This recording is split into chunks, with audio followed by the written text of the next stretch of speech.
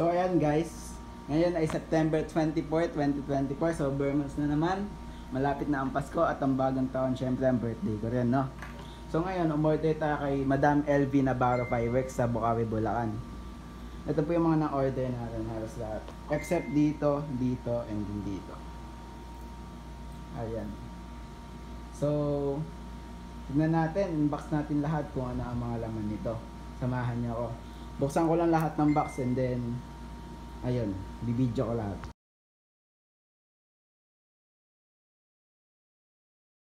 So guys, grabe talaga yung pagkakabalot na. Maganda yung pagkakabalot sa Creamsicle. Kahit mabasa, di siya papasukan. Ayan. So tuloy ko lang to guys, marami-rami pa.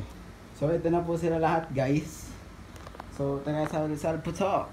Welcome sa vlog. Una nating na-order is itong Conde Big 100 pieces.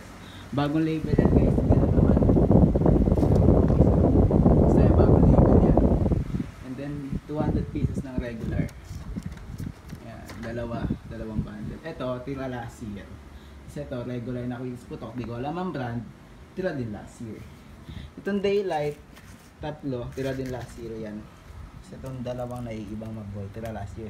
The rest, in-order natin kay Ma'am LV.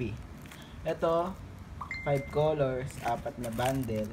And then, 10 bundle lang mabuhay, regular. Ito Silver Sparkles, tira last year. Mahal na yan ngayon, 450 na. Dati naglalaro sa 200 lang yan. And then ito, Baby Rock at Mahal, di ako kumuha. Tira last year. Ilang tirahe na lang ito. 5 ata. And then ito, Thunder ng Arco. Dito kay Ma'am LB sa iba to. Thunder ng Arco, 3 bag. Ito nga pala yung mga fireworks stash ko sa darating na New Year 2025. So ito po yung diamond na crackling fountain ng diamond. Dalawa lang po yan. Tapos ito yung sawa ng Dreamlight. Dalawang higad ng Dreamlight po.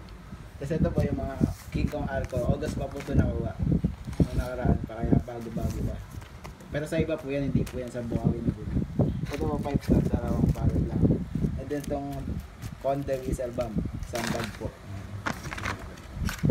So ito po lahat-lahat ng nakuha natin na gagamitin na sa New Year.